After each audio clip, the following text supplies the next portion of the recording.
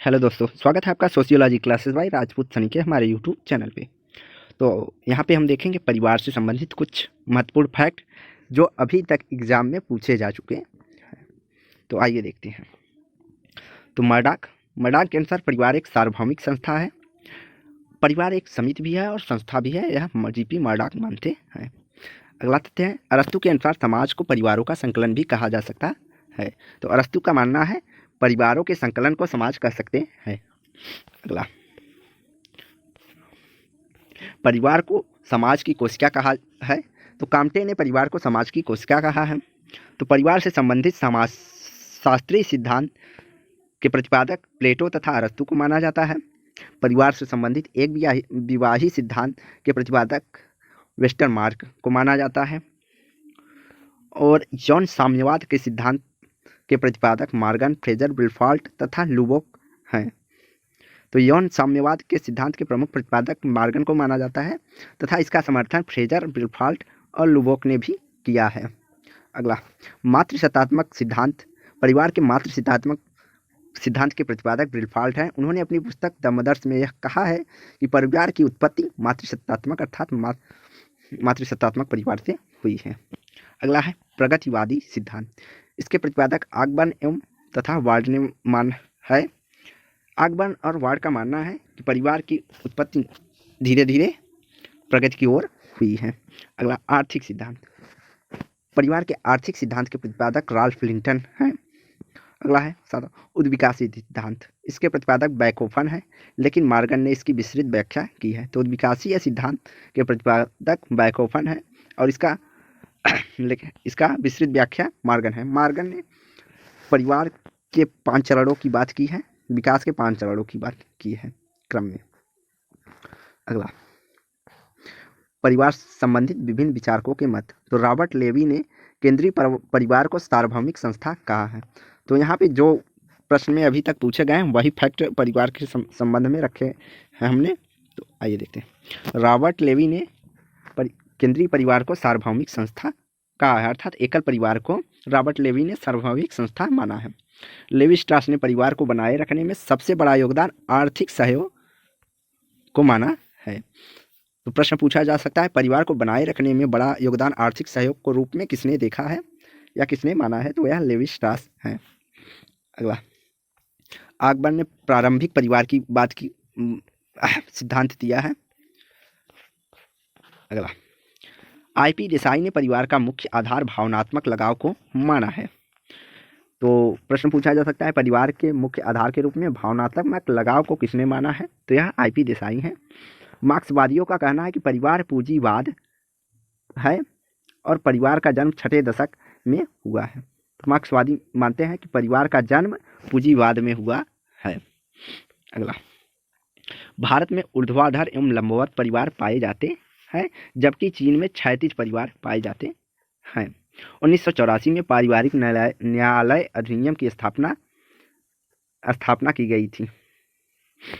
अगला, केंद्र ने महिला तथा समाज कल्याण के लिए विशेष मंत्रालय का गठन कब किया था? तो केंद्र ने महिला तथा समाज कल्याण के लिए विशेष मंत्रालय का गठन 1986 में किया था।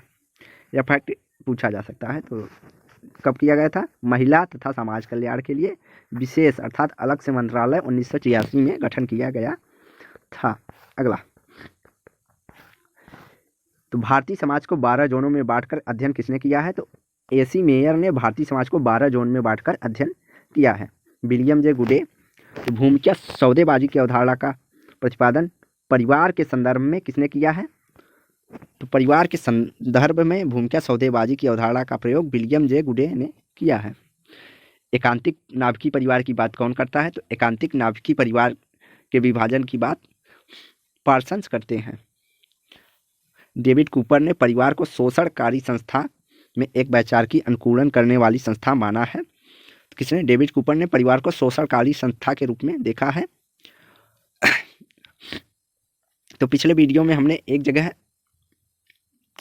पीएच लैंडिस का यह कथन बता दिया था, तो इसे आप संशोधन कर लीजिएगा। जबकि परिवार से संबंधित शीत युग की बात पीएच लैंडिस करते हैं। तो यहाँ पर डेविड कूपर परिवार को शोषणकारी समाज मानते हैं। अगला, मात्रक वंचना। मात्रक वंचना की अवधारणा संबंधित है? तो जॉन वाल्बी से मात्रक वंचना की अवधारणा संबंधित है। मातृपितृ स्थानिक परिवार की बात किसने की है? तो जीपी मार्डॉक ने मातृ एवं पितृ स्थानिक परिवार की बात की है। फ्रेडरिक और लिपले ने पितृसत्तात्मक परिवार, अस्थायी परिवार और स्तंभ परिवार के रूप में परिवार को विभाजित किया है।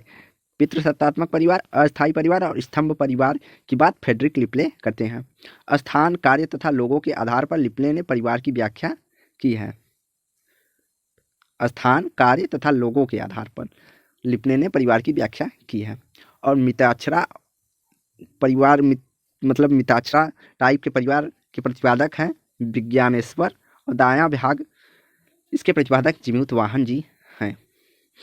तो मिताक्षरा मुख्यतः पश्चिम बंगाल और असम कुछ ही राज्यों में पाया जाता है, जबकि दायां भाग उत्तरी भारत के राज्यों में पाया जाता है। फिलिप्स शिक्षा से संबंधित कुछ महत्वपूर्ण तथ्य। फिलिप्स शिक्षा वह संस्था है जिसका केंद्रीय तत्व ज्ञान का संग्रह है। तो फिलिप्स मानते हैं शिक्षा वह संस्था है जिसका केंद्रीय तत्व ज्ञान का संग्रह है। इमाइल दुर्खीम के अनुसार यह वयस्क पीढ़ी द्वारा ऐसे लोगों पर डाला गया प्रभाव है जो अब तक वयस्क जीवन के लिए तैयार नहीं हुए हैं। अगला है टी रेमंड। टी रेमंड ने शिक्षा को विकास की वह प्रक्रिया या क्रिया के रूप में देखते हैं जिसके अनुसार मनुष्य बचपन में से प्रौढ़ावस्था तक अनेक तरीकों से अपने भौतिक, सामाजिक, आध्यात्मिक पर्यावरण से अनुकूलन करना सीखता है। तो टी रेमंड मानते हैं कि शिक्षा के माध्यम से परिवार बचपन से लेकर प्रौढ़ावस्था तक भौतिक, सामाजिक और आध्यात्मिक पर्यावरण से अनुकूलन करके सामाजिकरण सीखता है। जी.एच. थॉमसन शिक्षा बाह्य वातावरण के प्रभावों का एक समन्वित रूप है जिसके द्वारा मनुष्यों का आचार, विचार, आदत तथा व्यवहार में सुधार होता है, अर्थात जिसके द्वारा मनुष्य उत्तम गुणों का विकास होता है। तो यहाँ सीधे सीधे देखेंगे किसके अनुसार शिक्षा के द्वारा मनुष्यों को उत्तम गुणों के विकास होने में सहायता प्राप्त होती है। तो यह जी.एस. थॉमस मानते हैं कि शिक्षा के माध्यम से ही मनुष्य में अपने में उत्तम गुणों का विकास करता है। तो वीडियो यहीं समाप्त करते हैं। वीडियो को लाइक एंड शेयर करें, चैनल को सब्सक्राइब करें। धन्यवाद। और एक और महत्वपूर्ण तथ्य कि आप अगर क्विज करना चाहते हैं तो डिस्क्रिप्शन बॉक्स में टेलीग्राम लिंक मिलेगा, आपको ज्वाइन कर सकते हैं। डेली 1 PM पे क्विज होती है। तो वीडियो को लाइक एंड शेयर करें, चैनल को सब्सक्राइब करें और नए वीडियो की नोटिफिकेशन के लिए बेल आइकन जरूर दबाएं। धन्यवाद।